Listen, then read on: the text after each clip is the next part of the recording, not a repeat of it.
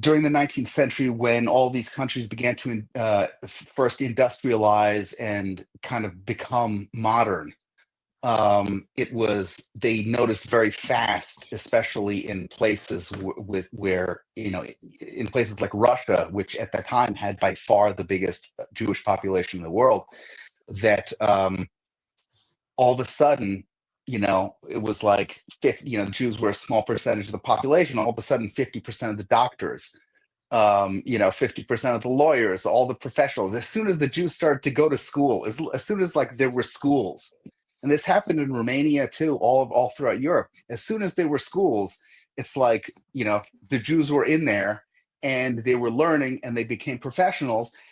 And then people started to look around, and that's where the dynamic that you guys were describing, kind of came in.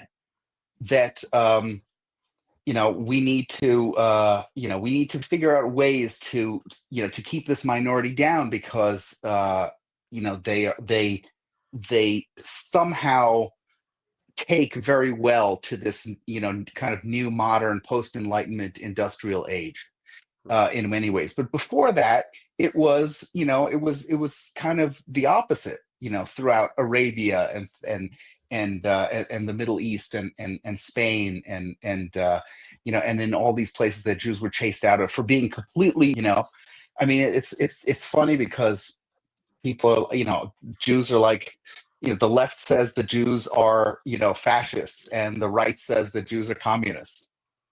And it's like you can't win either way. And I think at the end of the day, it comes back to the foundation of all this stuff, which is that, like, we have three primary religions, three Abrahamic religions. Judaism was the first, Christianity was the second, Islam the third. And for both Christianity and Islam, Jews play a very, very, very big part, and frankly, a negative part in the origin story of both. And that's the main, that's the world that we live in, because I don't think anti-Semitism is like racism or hate, whatever the heck that means. I think that at the end of the day, it's a kind of deeply religious impulse, even if it's coming from people who aren't religious, which is like the existence of the Jew is what's standing between, like, the world and redemption. And that's how it is that's how it is for certain Christians who read the text that way. I mean, we see it all day long on Twitter. And that's definitely how it is for Muslims, according to the Quran and the Hadiths. So, like, when people say, "Oh, can we end anti-Semitism or whatever?" I'm like, yeah, it's gonna be very, very difficult. The best we can do is survive it. I want to tell you a story. So during the Holocaust, during World War II, Hitler's General Rommel was sent into Morocco. His job was to go and get all of the Jews, send them to the concentration camps.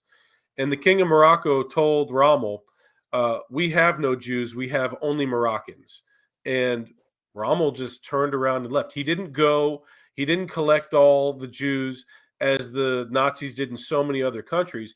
He just left. And my spiritual teachers have told me this story, that they've said that we do have a special light. The Jews have something that the rest of the world wants. There's a book called the Zohar.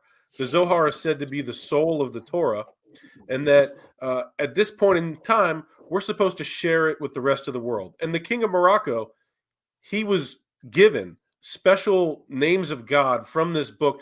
There's a Zohar right there. The King of Morocco and the Jews together, the Zohar and Kabbalah and the names of God, these were not separate from the Moroccans and the Jews at that time. And it said that miracle, and the same type of thing happened in Bulgaria, where Jews were studying the deep wisdom of the Torah and sharing it with their neighbors, and that this was the remedy for, as David puts it, the natural animosity that a lot of Christians and Muslims have towards Jews, sharing this light of God that they instinctually know that we have, that is the antidote. And Rav Ashlag, who he's an Orthodox rabbi, universally recognized, Chabad and everyone, as a Sadiq, he said before World War II that there was a black cloud over Europe, and that by sharing the Zohar with non-Jews, that it would make it go away. And that didn't happen. People didn't listen. So that's why that Zohar that Mark has, I gave it to, in our time. It's like, I believe that the more we share the soul of the Torah, the more that we'll have brotherhood with Christians and with Muslims, and there'll be less division. I've carried that thing with me in my little man purse everywhere I've gone since you gave it to me. And I'll say my life's been pretty good. Yeah, I got my I don't like stuff in my pockets, man. I always carry my man purse. But yeah, it's he's like, hey, if you carry this with you, you'll have good luck. You'll be blessed. I'm like, good enough for me. I need all the blessings I can get. You know, I'll put it. So yeah, I do think there's a historical context. Like people like peace in the Middle East. I'm like, yeah, I don't know about that, guys. Like we've never been able to figure it out. You know, Trump came really close with the Abraham Accords of coming as close as we can to some kind of agreement, some kind of pacification. So, David, I want to toss over to you. How do you think Trump is doing? I know you were a big DeSantis guy for a little bit. So how do you think Trump is doing navigating this? And also, how do you think he's doing overall? Well, I think he's doing great overall. Overall, I'm very happy. I mean, I don't have all that much to nitpick with him about, except the Canada policy, which seems to me to be a bit crazy. But aside from that, I mean, I think it's going great. I think there was a podcast that y'all should hear by Raviv Hatigur, um, uh, and he was talking about what he believes.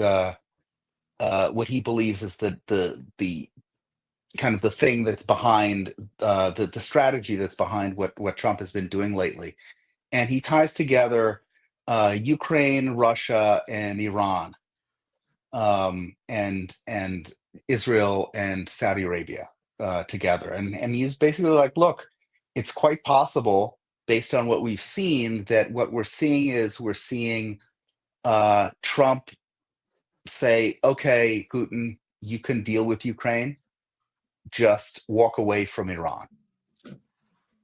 And what that will do is it will give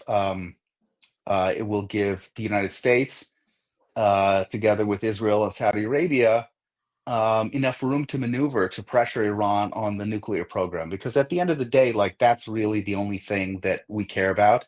That's the only thing that anyone cares about. You know, what you can defeat the Houthis, you could defeat the proxies, but like if tomorrow Iran shows up with a nuclear program, and then you can have Iran say, you know what, American ships aren't going through the Persian Gulf anymore. Eat shit. What are you going to do? We have nukes. That changes the equation in a real way for everybody in the world, especially for us. So like when you have Tucker and people saying like, oh, well, it's what should we care if Iran has a nuke? Well, they will be able to use nuclear blackmail to do, to get away with a lot that puts us at risk. So it's possible that what Trump is doing now is Trump is saying, okay, like we're going to, we'll give you Ukraine, and just pull yourself away from China. Putin should pull himself away from China, and he should pull himself away from Iran.